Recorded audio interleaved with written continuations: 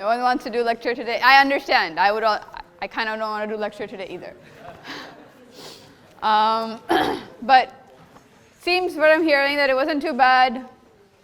People seem to have been okay with the exam. Yeah? Okay, good. Thank you for showing up. Today's lecture will be kind of light. Not going to do anything too intensive because I know everyone had a late night last night, so today's really kind of goal is to be a little bit relaxed, a little bit fun, and set us up for what we're going to get to.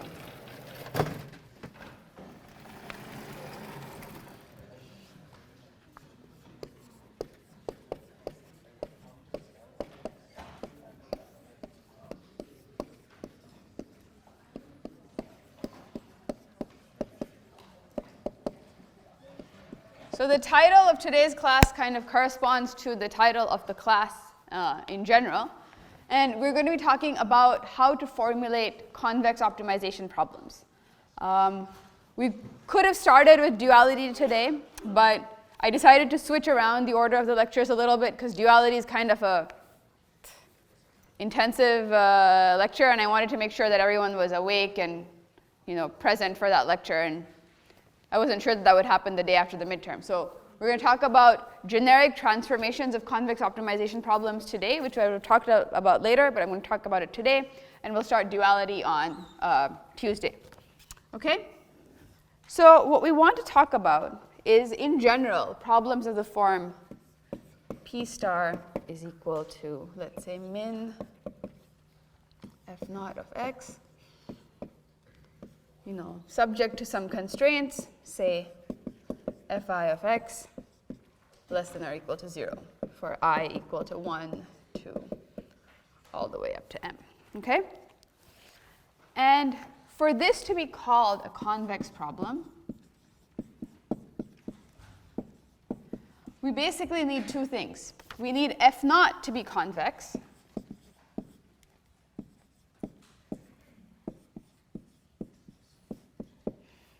and we also need these fi's to be convex. Okay? In general, when we're thinking about a convex problem, you need to look at both the set that you're optimizing over as well as the function itself. Just having a convex objective function does not make your problem convex.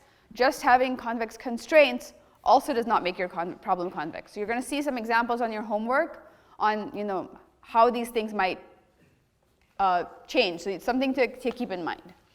In general, when you're thinking about this, you also want to be thinking about if there's any implicit constraints.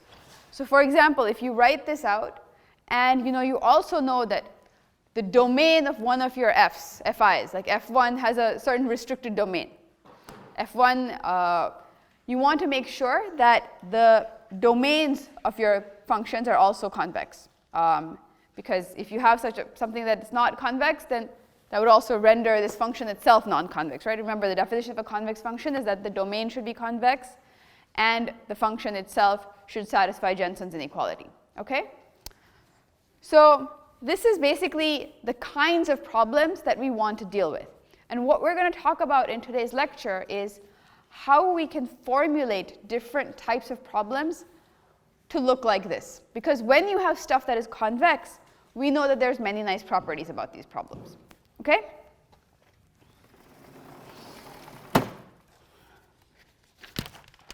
So let's start with a very, very simple basic example. Let's say we want to minimize x squared subject to x belonging to R. And I have x greater than or equal to 1 and x less than or equal to 2. Okay? This is a very, very straightforward problem. This is my function, right? This is my x. This is my f of x or f naught of x. And x is between 1 and 2. So what is the value of p star here? very simple. 1, right? X star is equal to 1. Okay? Here, now what I want you to observe is that if you had just taken this and said, oh, it's a convex function, and if you had tried to take, let's take the gradient of f naught of x, where would this gradient be set to 0? It would be set to 0 at x equal to 0, right? So, however, x equal to 0 is simply not in the domain of this particular function, right? The way this is currently set up. So as a result, this is not a valid way of solving this problem, okay? Now in this function, this is very simple. What would happen if I was to say, instead of say x less than or equal to 2, I said x less than or equal to 10? Would p star or x star change? No, right? What if I said x is greater than or equal to, if I changed this constraint, like made it 3? My optimum value would change, right? What if I made it 0? My optimum value would change, right? What if I made it -1? My optimum value would... Now things start becoming interesting, right? So let's go back to the original setup here. When you have this kind of situation where you have a constraint that is active at the optimum point, in the sense that this constraint is basically satisfied with equality at the optimum, that is what is called an active constraint.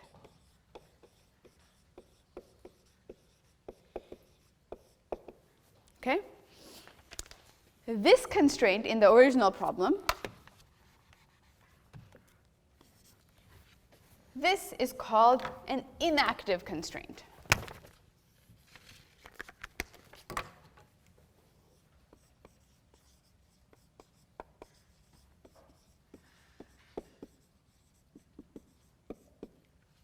This red one is the active constraint.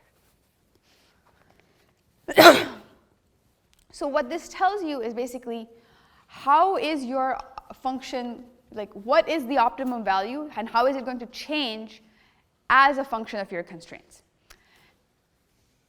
If instead of this setup we had the following: minimize x squared subject to, let's say, x is greater than or equal to 1 and x is less than or equal to 0.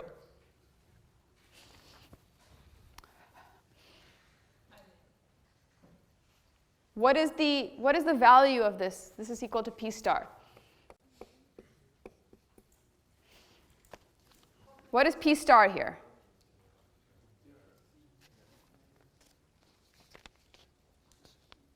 How can x be greater than 1, less than or equal to 2? Yeah, great question, right? What is the feasible set?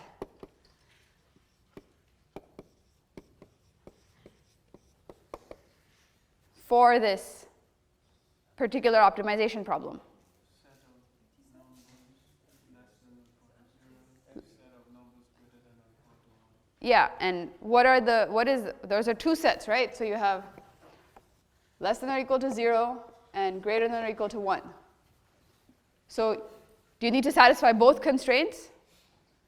Yes? So what do you do?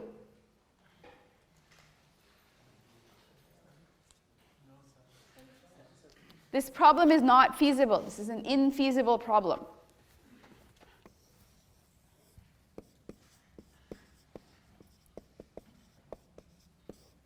Okay, this is not a typo. This is like, you can have an optimization problem like this. You will often have these. The convention is that when you have an infeasible problem, you set, and it's a minimization problem, you set your minimum to be infinity. Okay? That is one common convention that is used. If you have a maximization problem and you have an infeasible problem, you set your maximum to be negative infinity. Okay? It's a way of indicating this. So in this setup, you would say that your p star is actually infinite. And here your feasible set is the empty set.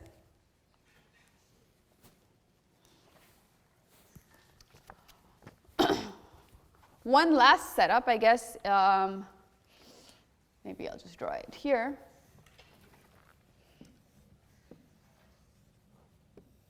Again, the same problem.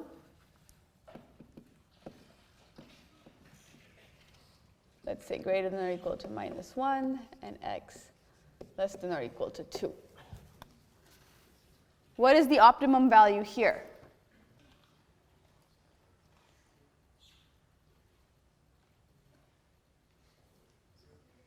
Zero, right? Here p star is equal to 0. Here, now, is it enough to just evaluate at the constraints? It's not, right? Here you have to actually find, just the constraints don't tell you what the optimum value is, right? As in this case. Here you actually have to find the point where the gradient is 0 and set it equal to 0. So what are the active constraints in this setup? None, right? Both constraints are inactive. You can wiggle both constraints and the optimum value doesn't change. Okay? It's a very simple example, but it kind of illustrates what it means for constraints to be active and inactive. And this will become important when we start talking about duality in the next lectures. Okay? Good. No questions about this? Yes? This is if you know, like here we knew that the function was x squared and we could plot it easily. And then we would know where to evaluate to get, like, depending on the bounds. But if you had an arbitrary function, you don't know, exactly. That's why you have all the tools in this class, right? So this is a very simple function so that I can illustrate things to you.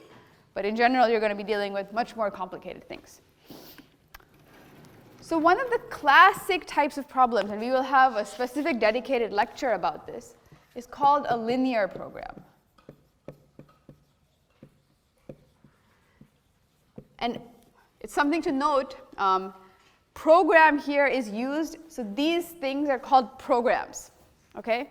They're not programs in the sense of computer programs, they're optimization programs. So linear program, quadratic program, you will hear these terms and they mean basically optimization problem. And a linear program is basically any optimization problem of the form, let's say C transpose X, such that AX is equal to B. So you have some equality constraint. You can also have inequality constraints. We'll see later that you could actually transform LPs into all having just equality constraints, even if they have inequality constraints.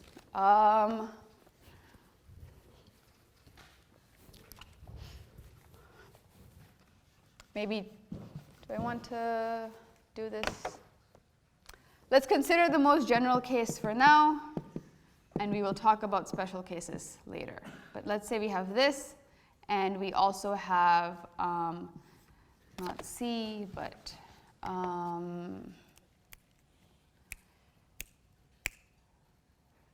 should have thought of the notation beforehand. Let's call it Px less than or equal to Q. This is not standard notation. I will write this in the standard notation next time. I forgot what it is. But let's do a specific example of a linear program. Okay? So consider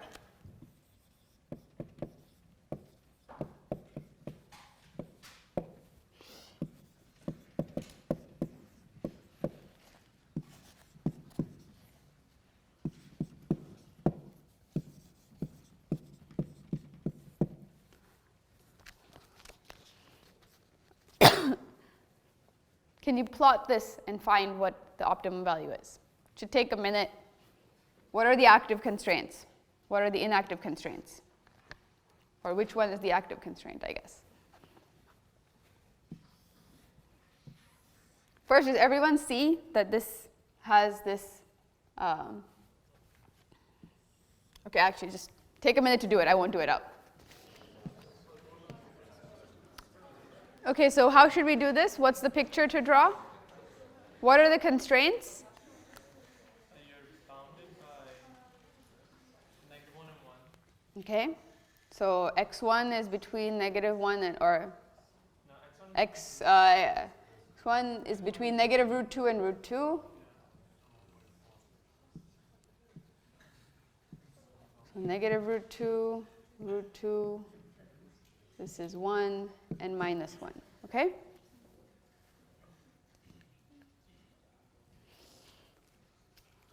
So now here, what we can see is that we wrote this as a quadratic, right? But now when you draw it out, you can see that these are actually just linear constraints, right? And so by rewriting these, you could write these in this format, just as inequalities of linear functions, right? So here there's quadratic constraints, but you can reformulate them to make this into a linear program. It's the first thing I want everyone to see. Do you see this from this picture? Yes? No? Okay, good. Second, now what is the optimum value? Sorry, my picture is not to scale. My root 2's are clearly not. I have them messed up, right? I want this to be root 2, and this to be negative root 2. And I want, okay, this picture is terrible, but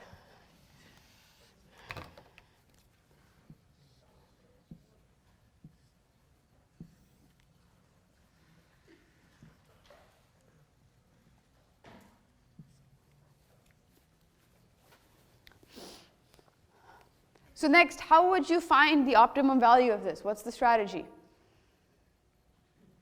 You've been doing this plotting level sets, right? You had that homework, remember? So what are the level sets you want to draw here? Or is this super easy, which is why everyone's like kind of bored? No, okay. Okay. What? Okay. So x1 plus x2, right? We want to now see, we want to look at x1 plus x2 across this rectangle.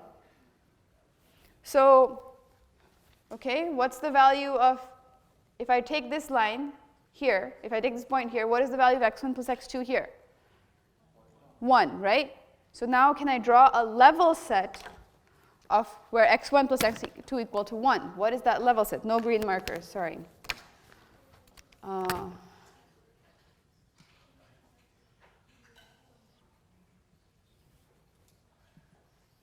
This is the line x1 plus x2 equal to 1, right? That's the level set. Every point along this line has the same value of x1 plus x2. Now, how do you want to explore further? What if I considered this line here? What would be the value of x1 plus x2? If I look at the line x1 equal to negative x2 going through the origin? 0. So do I want to move in this direction or that direction? I'm trying to minimize this, right? So I want to move kind of, I guess, down and to the right. Okay? So how are you going to keep moving? Which direction do you want to keep moving in? That way. So if I keep moving like this, where am I going to, how far do I want to go? Right? So I'm going to find the line with slope basically negative 1 that passes through this point, right? That's going to be the level set I care about. So my x1 star is going to be negative root 2, and my x2 star is equal to going to be minus 1. Okay? Does everyone see this? So now, write this as C transpose X. What is the C transpose X here? So this is equal to 1, 1 times X, right? What is the vector 1, 1 when you draw it on this?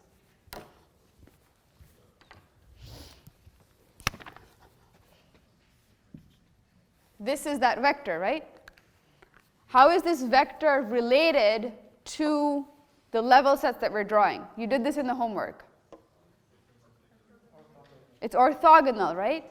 So now, which direction are you moving in when you're trying to minimize this quantity? You're moving in the negative direction, right? what is the gradient of this?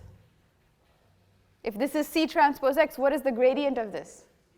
C. So if you were to minimize the function, which direction are you going to move in? Negative gradient, right? Like, do you see how all this is, like it's all right there. It's a simple example, but it's bringing out all these ideas that you know and see, okay?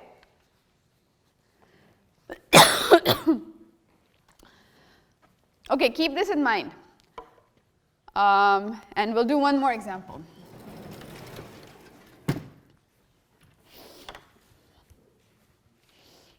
Okay, what if we consider the setup now? Let's just say this, min of x1 such that x1 plus x2 is greater than or equal to 0.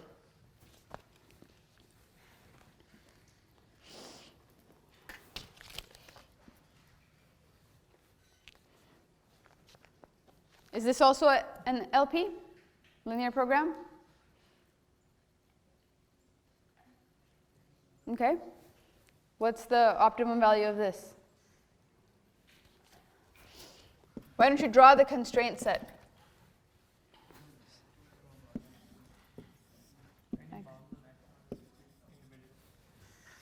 This is the problem. So what are the valid values of x1 plus x2? Greater than or equal to 0. Right? So I'm going to look at this line. This is the line x1 equal to negative x2, right? So which side of this line do you want to be on? This side. So this is your feasible set, right? Is this bounded or unbounded? This is an unbounded set, okay? So now, which way are you going to move? What is the gradient of this thing? What is the gradient of x1 with respect to x1 and x2? So you can now move arbitrarily. What is the minimum value that you can achieve here? You can go all the way to negative infinity, right? There's no bound. So you will be able to achieve negative infinity. So here, your P star is equal to negative infinity. Does everyone see that?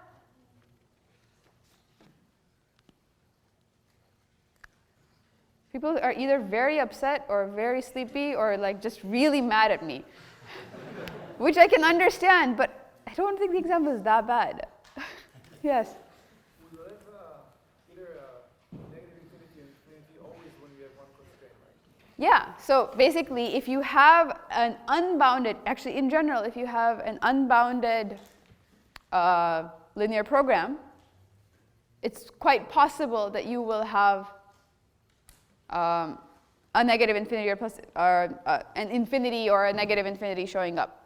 It just depends on the constraints of your setup. But you could have an unbounded domain, and if you have an unbounded domain, you're very likely to end up in these infinities and minus infinities. You want to see this as a maximization problem of?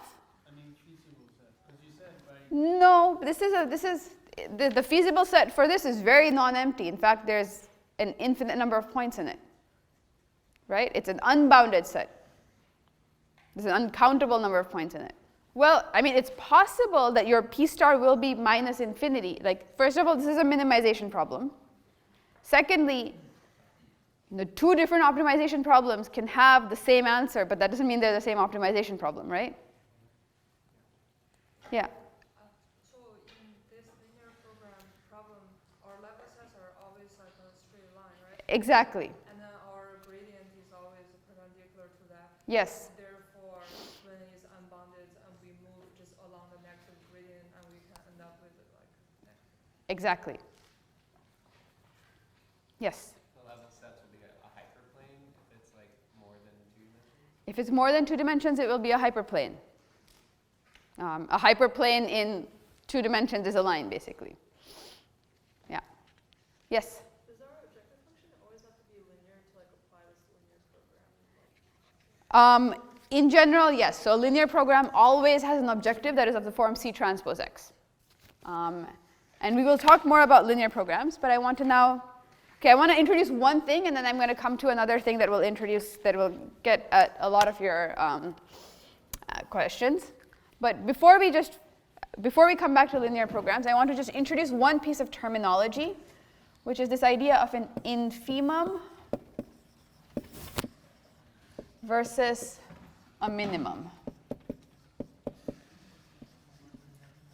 So this class does not spend a lot of time talking about, say, closed sets and compact sets, and the difference between an infimum and a minimum we will try to a little bit gloss over and not how to deal with it. But for example, let's say you had the following function, minimize e to the x such that, let's say, actually, yeah, just minimize e to the x, right? X belongs to R.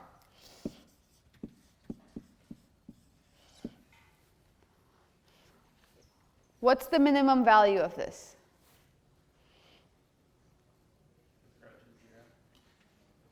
It's approaching 0, right? So you have this function. How does this function look like? So you have basically, this is what your e to the x looks like, right? And as you go towards minus infinity, this is getting closer and closer to 0, but it's never quite hitting 0, right? So when we say minimum, we usually mean that this value is attained in the set. Here, since we don't actually have something that attains this, one would say that the infimum of this is 0, or negative infinity, sorry. The infimum of this is 0, and it's attained at negative infinity. So what an infimum is an infimum, often written as nth, is the largest lower bound. Maybe the more commonly used word is greatest lower bound. Basically, if I ever gave you a value, I gave you a value other than 0, you could always find a value of x such that e to the x became smaller than that, right? But for 0, you can never make e to the x smaller than that. So if I have lower bounds for something, the infimum is the largest of all of the lower bounds, okay? To define this precisely and to be able to use it precisely, you need a lot of real analysis tools, and real analysis is not a prerequisite for this class, so we're not going to go into much of these details. But it's something that you should know, and if you end up in a situation where you have something like this, then you should know that this is, when we talk about minimum, we might be really thinking about an infimum, okay? Any questions about this? Okay, good. So now, just that one piece of terminology that I just wanted to fit into the lecture somewhere. So now I've told you that. But now let's come back to linear programs. And what you've seen here is a little bit of a pattern with linear programs. So let's actually try to generalize this. And I want to write the following theorem. So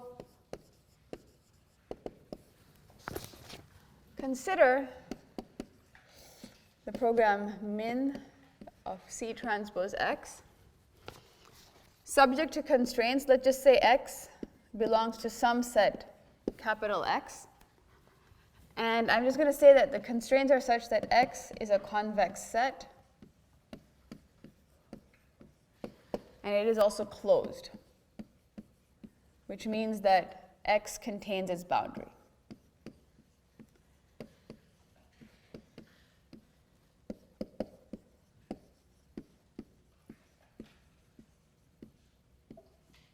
So what this means is that x cannot be something like, all little x that are strictly greater than 0, because 0 is not part of this set. But constraints of the form say x is greater than or equal to 0 are allowed. Okay? That's what it means for this set to be closed. We're not going to deal with this in too much detail, but this is all you need to know. In this case, what we saw here, for example, here, oh, I forgot to mention here, which are the active constraints in this example? Both of the constraints are active, right? It's not that, so you can have multiple constraints that are active at an optimum solution. So one thing to think about. But in general, when you have a linear program, you're going to have level sets, and they're always going to look like this. They're always going to be these hyperplanes, right? And what you're always going to do, what are you going to do? You're going to try to move in the direction of the negative gradient. You're always going to move in minus, in the direction of negative c, right? So basically, what this is saying, what's going to happen if you're trying to optimize over a closed compact, or a closed and convex set that has its boundary?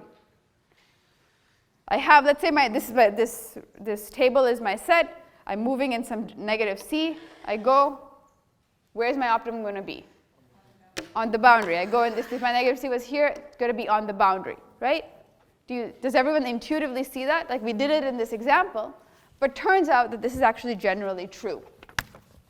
So if x star is an optimum solution,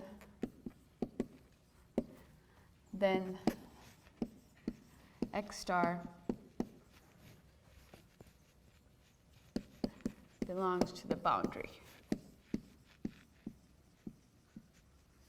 of your set X. Okay? So we're actually going to prove this. But you have a sense for why this should be true, right? Like intuitively, you're the folks that argued to me the statement of the theorem. So take a minute and try to prove it.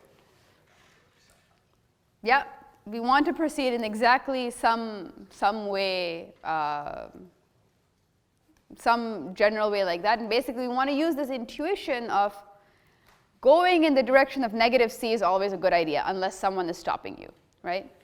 So the way we're going to do this formally to set it up is often when you have something like this, it's often easiest to do a proof by contradiction, where you assume that you're inside the set and then prove that you're actually, that something must be wrong. So let's write out a formal proof together.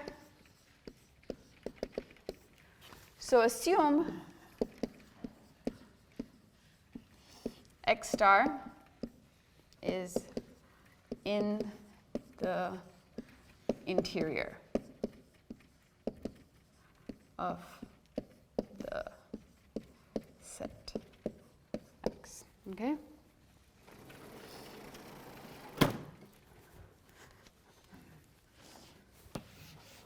So what does it mean for x star to be in the interior? How can we mathematize that?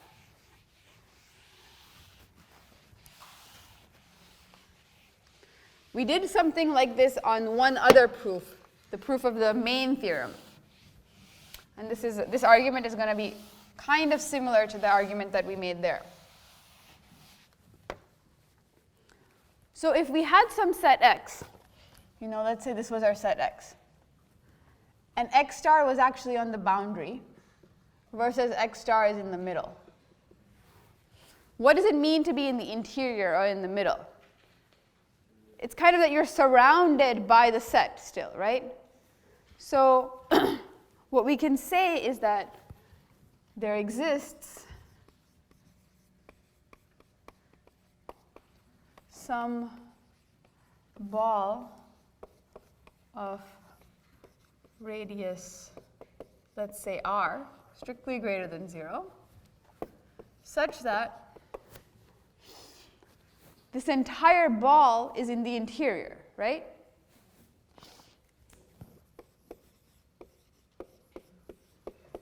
I'll just write that as ball belongs to X. But formally, we would write, let's say, for every z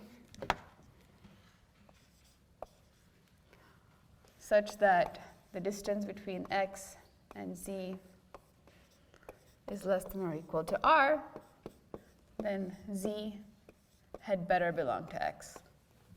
Okay?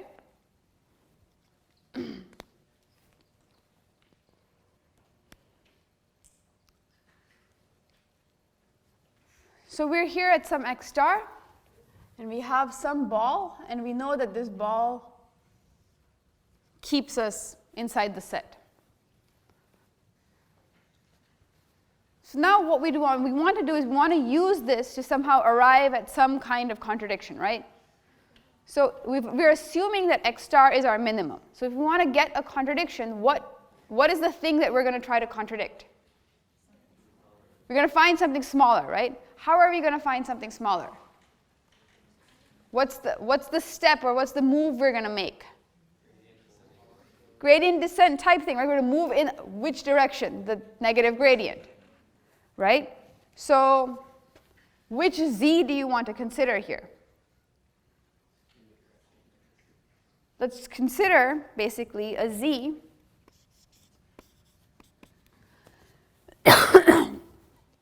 that's in the direction of negative c, right? So if I take z is equal to, let's say, minus alpha c.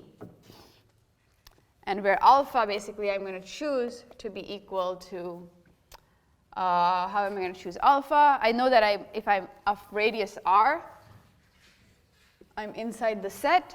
So I want to have alpha to be normalized by this.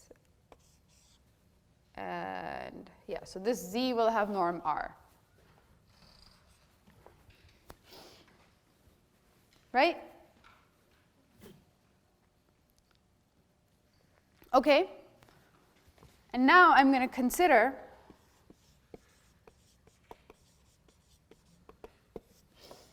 x star plus z.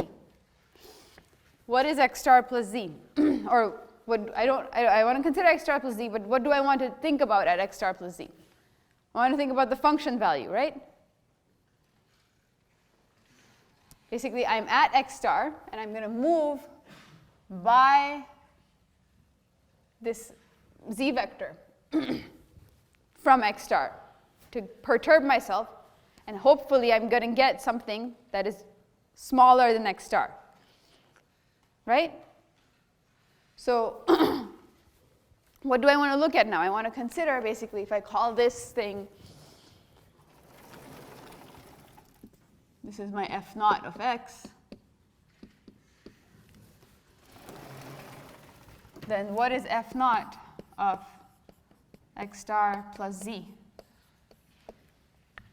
This is equal to c transpose x star plus z, which is equal to c transpose x star plus minus alpha c transpose c. Right? Everyone with me? But what is this now? Yes? For the z over there, that's supposed to be x star minus alpha c? For the z,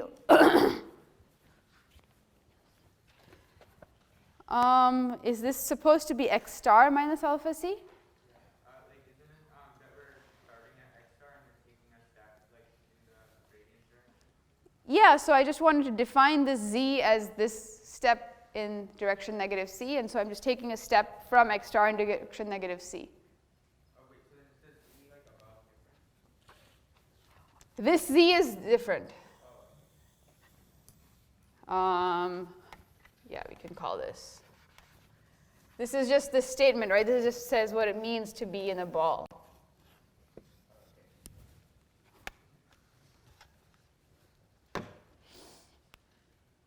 This says for every z, like, so remember mathematically, right, when you say for every z something happens and then you choose a specific z, these are different things. But yeah, this is just keep this as a y and this as a z, and then. But what do you have here now? Are you done? What can we say about this? So what is the function? What is f? This thing is just f naught at x star, right? And what is this quantity? This is a positive number times a norm. This is strictly greater than 0. So this is now strictly smaller than this f naught, right? So now we've arrived, by taking a step, we have arrived to something that is smaller than what we claimed our minimum was. Yes? No? Yeah? So why do we need to specify like alpha? Like, can it be just any positive number? The question is, why do we need to specify alpha? We need to specify alpha to make sure that we're still in the interior of the set. Because if you take alpha too big, you might step out of the set. Could you take an alpha that's smaller than this quantity? You could, right? You would still be able to get the same result. This is just a choice of alpha, but you could choose an alpha that's strictly greater than 0 and strictly smaller than r over norm c as well. That would also work. Everyone see that? Do you even see the contradiction that we've arrived at? Right? This is now strictly less than f naught of x star. So hence QED. This is a contradiction. And therefore, any optimum must be on the boundary. So this this rectangle example was not a fluke. When you have an LP, you're always going to end up at the boundaries. And this is the foundation of the simplex algorithm that is used for solving LPs. So one of the reasons that we like LPs, and we'll talk about this later in the class, but LPs are awesome because it's very easy to solve LPs. And for those of you who have taken 170 already, you've probably seen this, that there's this very nice algorithm called the simplex algorithm that you can use to find the optimum value of an LP. Okay, good. Questions?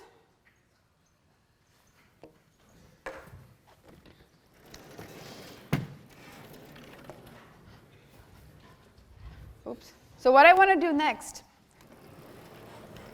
is, in general, it can be quite useful to have problems that are convex problems. Life becomes a lot easier. Linear programs are, of course, the best. Quadratic programs are pretty good. If you can't get any of those, there's another class of problems called second-order cone problems. We'll talk about them. But in general, convex problems are good. And what can be useful is sometimes reformulating different problems one way or another can allow you to get a class of problems that is much simpler. So I want to talk about problem transformations.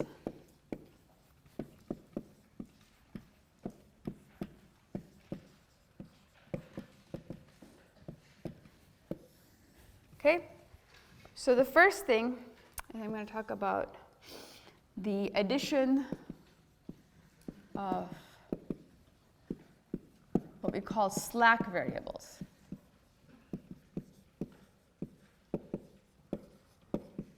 Or the epigraph reformulation.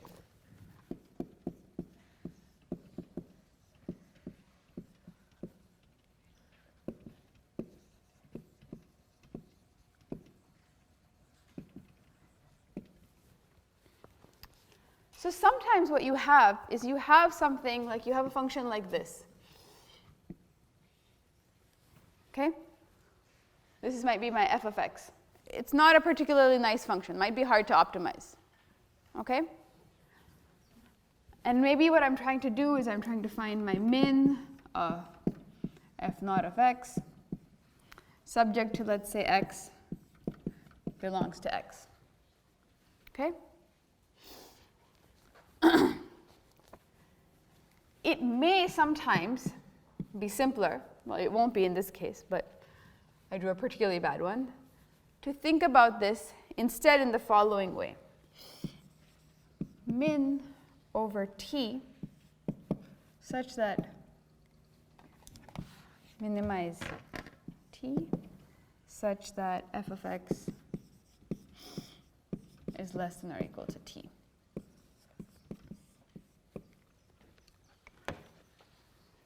So what you've done here is you've replaced your complicated objective function with a linear function, which is just a t.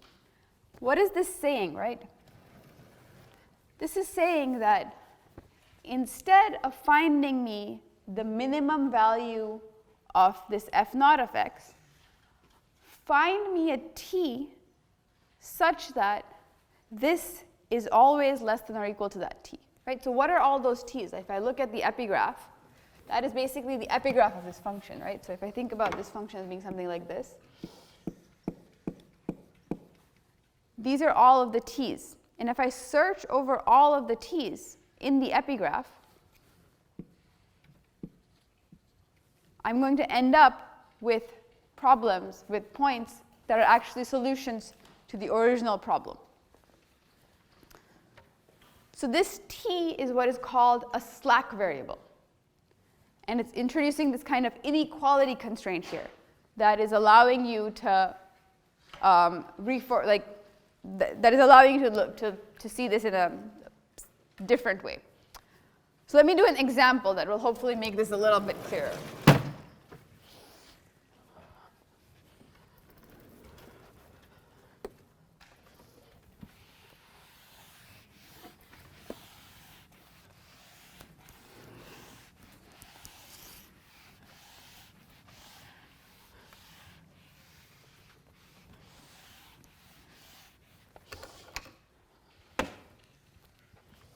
So let's consider the following problem. Min ax minus b whole squared over x plus a regularization term. But instead of the ridge regression regularization term, where I would put x squared here, and the 2 norm of x, I'm putting the 1 norm. This problem is called the lasso problem. And we will talk more about this problem also later on in the semester.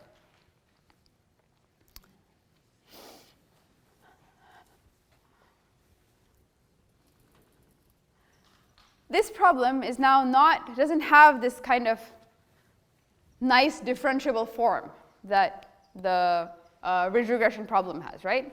It's not easy to find the solution to this. Does everyone see that? So what is this x1 norm? This is basically the 1 norm of x is equal to sum of the absolute values I going from 1 to n of the entries of the vector. Okay? So what we can do here, one trick that you can use, is you can say, well, instead of this problem, I can consider the following problem. I'm going to consider the min of ax minus b whole squared plus the sum of ti. I is going from 1 to whatever, n. And now this optimization is over x and t. And I'm going to add this constraint such that xi is less than or equal to ti, which basically is this 2 linear constraints minus ti is less than or equal to xi is less than or equal to ti.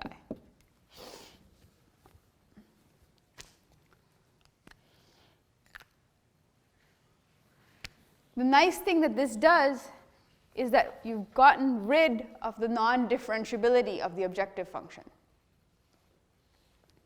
this thing is now a quadratic program. This is a quadratic in t and x. And so any quadratic program solver will be able to solve a function solve something like this, which this original setup, as written, you would not be able to solve. So this reformulation can be helpful for doing something like this. Yes? I don't quite understand what you mean by the differentiability of that. Okay, so this has all these absolute values, and so it has non-differentiable points, right? So you wouldn't be able to take the gradient of this and set it to 0, for example. I see, okay. So Because the gradient wouldn't exist everywhere. Yes? So for the absolute value, Uh-huh. the gradient of it is basically the sign of the value, right? The gradient is the sign except at the point, for example, 0, where it's non-differentiable. Sorry if I'm being silly. No. So they are supposed to be equivalent problems? Yes, these should be equivalent problems. So Why do we add up, like in the first problem, when we are minimizing, the second part is to add up all the absolute values of the xi, but in the second one, we're adding up stuff that are less than or equal to some ti. We're minimizing that. exactly, but we're minimizing the whole thing, right? So this is, so if we look at this, why are these two things equivalent, right? So if I could choose to minimize f of x, or f naught of x, or I could choose to minimize an upper bound to f of x. Oh, okay, so we just add this. So is it clear that these two are equivalent? Yeah, that's. So that's exactly the same thing that we're doing here, right? So now this we had here, this was just this term. And so now we're saying that here, instead of minimizing these absolute values xi, I want to now minimize the upper bound on the absolute value of xi. You confusing me because you add up as a part that's like just xi's. Like if you get rid of the first quadratic term, then I can see is equivalent, but then you add that. I see what you're saying. You would need to prove that, but it is true. Okay. Yeah. Yes. So for the other one, the constraint for the t, is that exist x such as fx is less than equal to t, or for any x in the big X domain? So you want to basically find that t find the smallest t that satisfies all of this. So you want to look at all x in the domain, you want to look at all of the f of x's, and you want to make sure that those f of x's are less than that t. Because you want to find, basically for these two to be equivalent, you want to have the upper bound be the smallest upper bound. Right? So basically if I'm trying to find, so if this is my f of x, I'm trying to find the min, so the epigraph is now everything here, right? And I'm going to try to find the smallest point in the epigraph. That's going to end up being basically along this boundary, because I'm going to try to pull it lower and lower down. Does that make sense? Someone else, sorry. Yeah. Yeah, if we're doing a maximization problem, would we just like flip the epigraph so it would just be f of x? So for a maximization problem, you would have to do everything kind of the opposite. Typically what you do if you have a concave function and you're trying to maximize it, you just put negative signs in the appropriate places and make it into a minimization of a convex function. That's the easy way to handle things. That way you don't have to get tripped up with whether you're doing pluses and minuses and which way you're going. Yeah. Yeah? Yeah. So the previous function that you drew had like three, at the bottom. Is this kind of the convex epigraph of that No, so there's a thing called a convex hull. We're not talking about convex hulls right now. There's not such a thing as a convex epigraph. Forget the thing with the loopy things. This is true for a you want to do this for a convex function.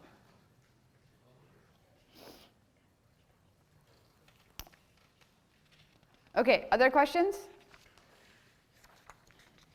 Okay. Last thing I want to do today is one other kind of transformation, which is called a monotone transformation, which you've actually done in your homework before. So this should be easy.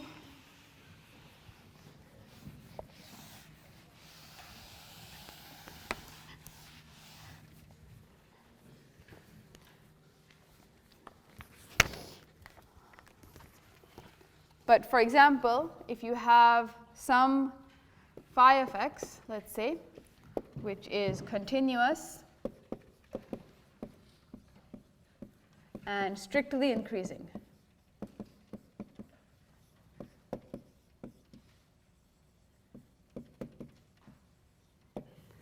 then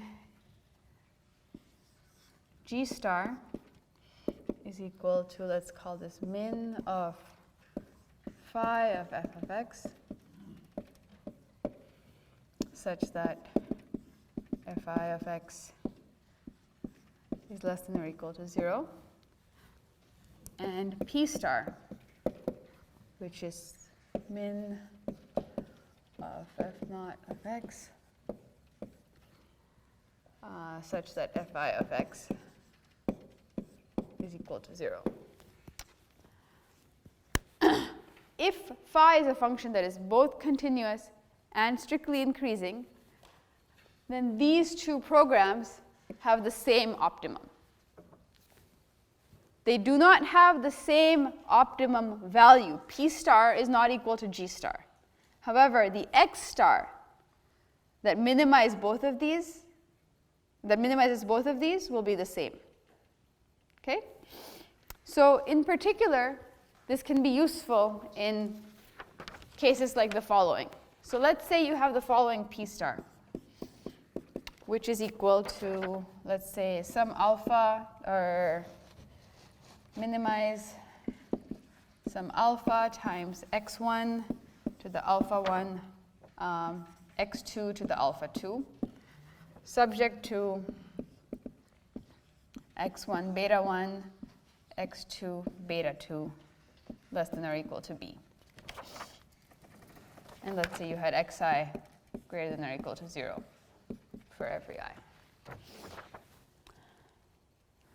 Is there a transformation that you feel like you want to do? So this is alpha times x1 to the power alpha 1, x2 to the power alpha 2. This is x1 to the power beta 1, x2 to the power beta 2, and this had better be bounded by some other constant b. Is this a convex problem? As written, I guess. x1 times x2, is that a convex function? No, right? So is this a convex problem? No. Is there a transformation that you might want to make that you think might allow? You could take the log, right? If you use a monotone transformation and you consider the logs, what do you get? You get min of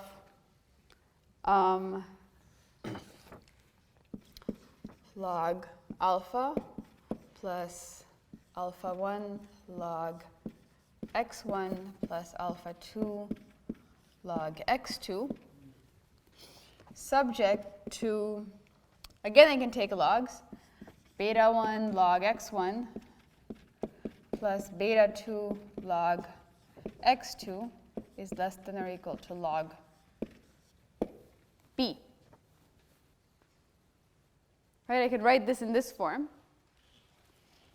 And now if I was to kind of say log xi is equal to yi, I basically can write this as terrible use of board space.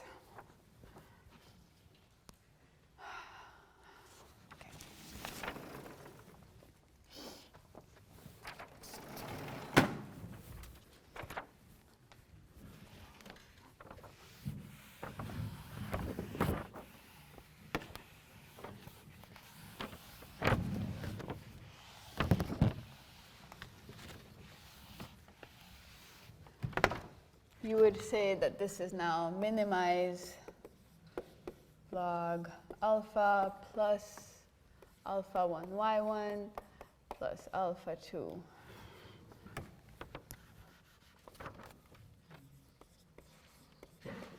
subject to beta 1 y1 plus beta 2 y2 less than or equal to some other constant log p. This problem, is this convex? In fact, this is the best kind of problem, right? It's a linear program. Yeah? Everyone see that? Yeah? How do you state that? I mean, that problem wasn't convex. We optimization is like not PhD, right? This problem is not convex, yes. But like, if we restrict the domain. So we're basically the change of variable is basically changing the geometry of the underlying space, right? Maybe. If we consider just the problem is x1 dot x2 is convex in F plus, right? In R plus, in like just the positive side. Or it's not. x1 times x2, the level sets will not be a convex. Is it? Won't it be like that?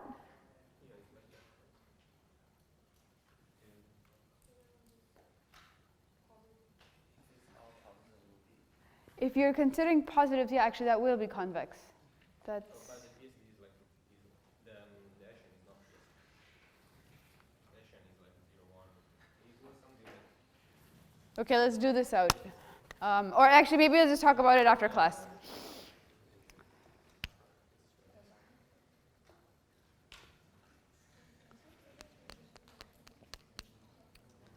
It won't be convex because you'll have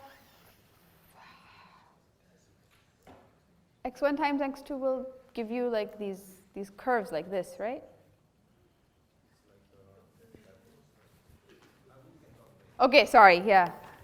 We should talk later. I didn't work that I didn't work that out, and I don't want to necessarily do it on the fly. Okay. This is interesting because I wanted to show you one last example. If we have time for it, we'll see if we won't get through all of it, but I'll just. How many people here have used logistic regression already and are very comfortable with it? Okay. How many people are not super comfortable with it? Okay, so I should go through it more slowly. Okay, then I'm not going to have time to go through it. But the point is that this same transformation allows you to make, like, logistic regression is like a weird thing, right? When I first looked at logistic regression, I did not understand why the setup was the way it's set up. And turns out that this kind of monotone transformation is the reason that we use logistic regression. And a lot of these optimization properties are why logistic regression is kind of written the way it is. So logistic regression is the following problem. And I'll give you kind of a quick setup. Is let's say I have some x1, x2, xn points. And logistic regression is a way of doing classification. It's called regression, but it's actually not like least squares in that sense. So let's say I have images, and I want to maybe classify them as cats and dogs, right? Or something like that. I have some points, x1, x2, xn, and I want to assign them labels y1, y2, yn.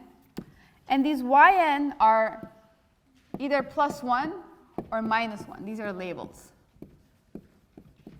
And these are points. And what you want to actually predict with logistic regression is ideally you would predict, let's say, a label, right? And you could very definitively say that, okay, this is a cat, this is a dog, and this is something that for example, humans can do quite well. But when you're having a machine do this, what you want to actually try and predict is something like a probability. You want to predict the probability that you have some label y equal to 1. Let's say given that your data point x is the data point xi. Okay? This is the probability that you're trying to predict with logistic regression. And there's just no way I'm going to be able to do this in 5 minutes, which is what I have left in class, and I don't want to rush through it. So I will just try to fit this in at some other point in time. We can just end class 5 minutes early. It's the day after the midterm. So enjoy, take a break, and I will see you on Tuesday.